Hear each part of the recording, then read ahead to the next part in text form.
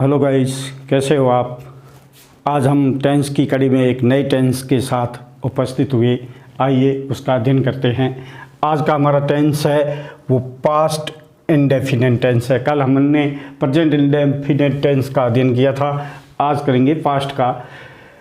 वाक्य के अंत में जब हम पढ़ते हैं हिंदी में वाक्य, उसके अंत में यदि ता था, ती थी, ते थे, या फिर आया, आए, गाया, गाए, देखा, सुना, सुने, यदि ये शब्द आते हैं तो हमें उसकी पहचान के रूप में ये याद रखना है कि ये टेंस है वो पास्ट इंडेफिनिट टेंस कहलाएगा।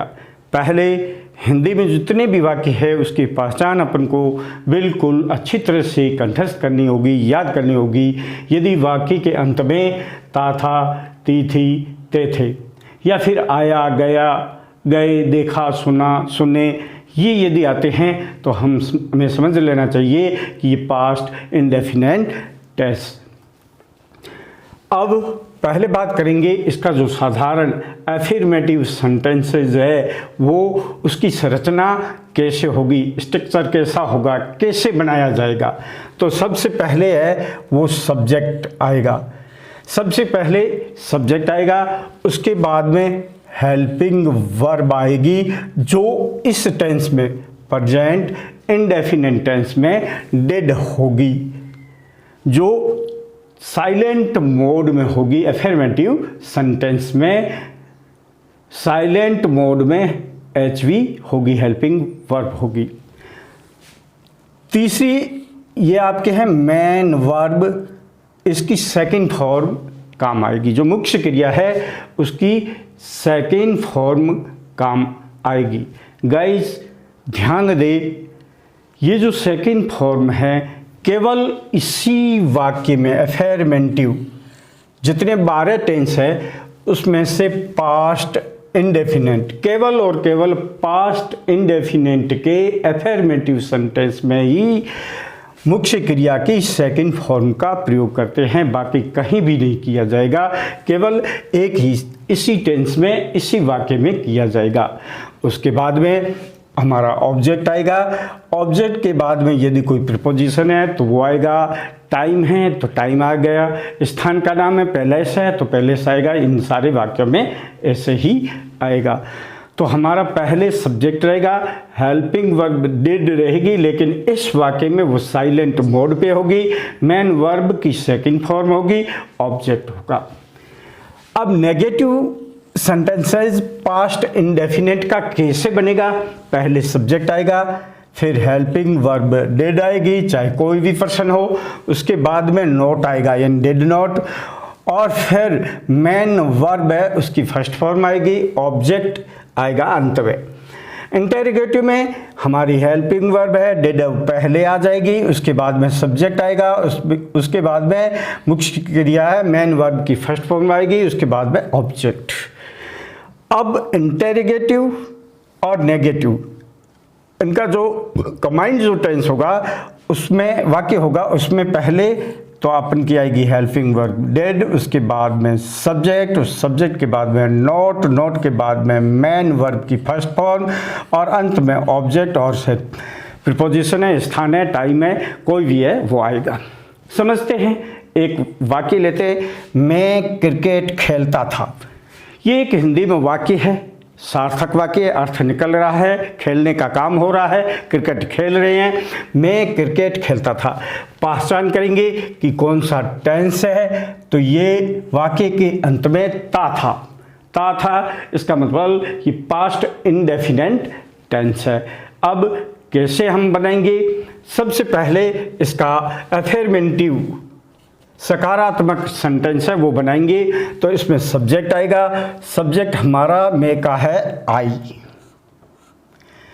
उसके बाद में हेल्पिंग वर्ब इसमें डिड होती है लेकिन साइलेंट होगी, प्रयोग नहीं होगा, हम इसका प्रयोग यहाँ नहीं करेंगे और आगे चलेंगे मेन वर्ब की सेकंड फॉर्म। यहाँ वर्ब प्ले है, खेलने का है, खेलने को प्ले कहते हैं। First form play, second played और third fled.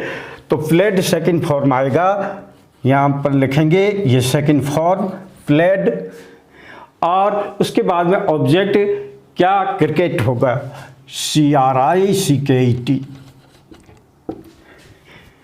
I played cricket. अब इसी का अपन यदि नेगेटिव बनाएं तो नेगेटिव में पहले क्या आएगा, में सब्जेक्ट आई आ जाएगा, नेगेटिव में आई आएगा। उसके बाद में सहायक क्रिया ये आपकी आ जाएगी helping verb, I did not play. यहाँ प्ले हो जाएगा, क्यों, डू और डेड ये ईडी है, इसमें लग जाएगा, सेकंड फॉर्म में इसमें चला जाएगा। तो प्ले मैन वर्ब की फर्स्ट फॉर्म और उसके बाद में ऑब्जेक्ट CRICKET। यदि हम इसका इंटेरोगेटिव बनाएं तो हेल्पिंग वर्ब है वो पहले आ जाएगी, आई से पहले, यानी डेड है वो आई से पहले आ जाएगी। Dead I play cricket. Did I played cricket. और अंतिम चौथा बनाएंगे तो उसमें नोट का प्रयोग हो जाएगा, हेल्पिंग वर्ब, उसके बाद में सब्जेक्ट और सब्जेक्ट के बाद में प्ले से मुख्य क्रिया से पहले नोट का प्रयोग हो जाएगा। जैसे डेड, इसको बढ़ाएंगे तो ये dead I not play cricket. इस तरीके से वाक्य की संरचना होगी पास्ट इंडेफिनिट टेंस का। एक ये दूसरा वाक्य ले लेते हैं जिसमें है जसू कल स्कूल गया था, या आया गया, ये आपका हो गया आप पास्ट इंडेफिनिट टेंस, इसकी पहचान हो गई। अब इसकी संरचना कैसे होगी, पहले सब्जेक्ट लिखते हैं जसू, हेल्पिंग वर्ब डेड होता है लेकिन यह साइलेंट रहेगी, और फिर मेन वर्ब की सेकंड फॉर्म आएगी, यहाँ जाने का काम होता है, गो का सेकंड फॉर्म वेंट, कहाँ गया, school, to school. Affirmative sentences आपका बन गया, ये सब्जेक्ट है, ये मेन वर्ब है, मेन वर्ब की सेकंड फॉर्म है, ऑब्जेक्ट है, और हेल्पिंग वर्ब है वो साइलेंट रहेगी। अब इसका अपन यदि नेगेटिव बनाएंगे तो यहाँ सब्जेक्ट आ जाएगा, उसके बाद में हेल्पिंग वर्ब डेड आ जाएगी, नॉट फर्स्ट फॉर्म हो जाएगी, स्कूल ऑब्जेक्ट हो जाएगा। इंटेरोगेटिव बनाएंगे तो ये डेड पहले आ जाएगा, नॉट नहीं आएगा। Did Jasu go to school.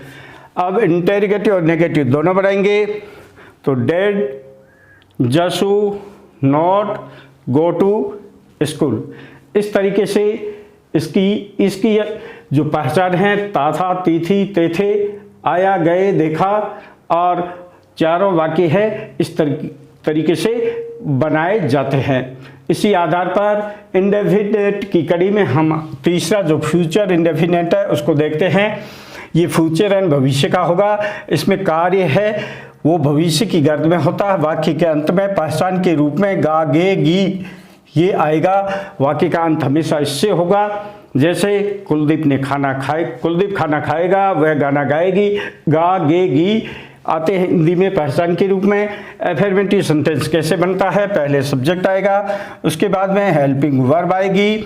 इस टेंस में हेल्पिंग वर्ब है विल और शैल होती है, शैल हमेशा आई और वी के साथ होगा और बाकी जितनी भी है पर्सन उसके साथ में विल होगा। गाइस, आजकल की जो मॉडर्न इंग्लिश है उसमें चाहे कोई भी सब्जेक्ट हो हमेशा विल का प्रयोग ही कर रहे हैं, लेकिन अपन आई और वी को वी के साथ सेल और बाकी के साथ विल का प्रयोग करेंगे। मेन वर्ब की फर्स्ट फॉर्म काम आएगी और ऑब्जेक्ट, और बाद में टाइम है पहले से वो आ जाएगा। नेगेटिव में जाएंगे तो सब्जेक्ट में helping verb, will not, shall not, main verb की फर्स्ट फॉर्म, ऑब्जेक्ट। इंटरोगेटिव में जाएंगे तो पहले विल और शैल में से कोई एक आएगा, हेल्पिंग वर्ब आएगी, फिर सब्जेक्ट, मेन वर्ब की फर्स्ट फॉर्म, ऑब्जेक्ट। इंटरोगेटिव में इन दोनों को मिला करके अपन लिखेंगे हेल्पिंग वर्ब विल और शैल, सब्जेक्ट, फिर नॉट, मेन वर्ब की फर्स्ट फॉर्म, ऑब्जेक्ट। आइए एक दो उदाहरण दे करके इस टेंस को समझने की कोशिश करते हैं। इसमें हमारा जो पहला वाक्य है खाएगा यानी फ्यूचर है, इंडेफिनिट टेंस है, करता है, सब्जेक्ट है वो हो गया कुलदीप। फिर इसमें शैल और विल में से एक लगाएंगे, आई और वी के साथ शैल होता है, बाकी सभी के साथ विल, तो कुलदीप के साथ विल आ गया। मेन वर्ब, वर्ब इसमें खाने की है, ईट फर्स्ट फॉर्म आएगा, ईट, एट, ईटन, तो ईट आएगा, और फिर ऑब्जेक्ट हो जाएगा खाना, food. Kuldeep will at the food. अब इसका नेगेटिव बनाएंगे तो हेल्पिंग वर्ब के बाद में यहाँ पर नोट आ जाएगा, नेगेटिव बन जाएगा। इंटरोगेटिव बनाएंगे तो विल है वो कुलदीप से पहले, सब्जेक्ट से पहले आ जाएगा, इंटरोगेटिव बन जाएगा। और यदि इंटरोगेटिव और नेगेटिव दोनों साथ में बनाएंगे तो यहाँ विल, फिर कुलदीप नॉट एट फूड। इस तरीके से दूसरा वह फीमेल है, सी हो गया, सी, फिर विल सिंग ए सॉन्ग। यह आपका अफर्मेटिव बन गया। विल का प्रयोग होगा, मुख्य वर्ब की फर्स्ट फॉर्म आएगी, ये ऑब्जेक्ट हो गया गाना। और इसका अपन यदि नेगेटिव बनाएंगे तो सीधा हेल्पिंग वर्ब के बाद में यानी विल के बाद में नोट आ जाएगा। और इंटरोगेटिव बनाएंगे तो हेल्पिंग वर्ब विल को सी से पहले लगा देंगे। और चौथे इंटरोगेटिव और नेगेटिव बनाएंगे तो विल सी, उसके बाद में नॉट सिंग ए सॉन्ग। इस प्रकार से हमने आज पास्ट इंडेफिनेट और फ्यूचर इंडेफिनेट दोनों टेंसों की पहचान, इसके नियम, संरचना, चारों प्रकार के वाक्य किस प्रकार से बनाए जाते हैं वो उसके उदाहरण से समझने की कोशिश की। आशा है आपको समझ में आया होगा। कल नए वीडियो में एक नई टेंस के साथ उपस्थित होंगे। तब तक सभी का धन्यवाद। जय हिंद।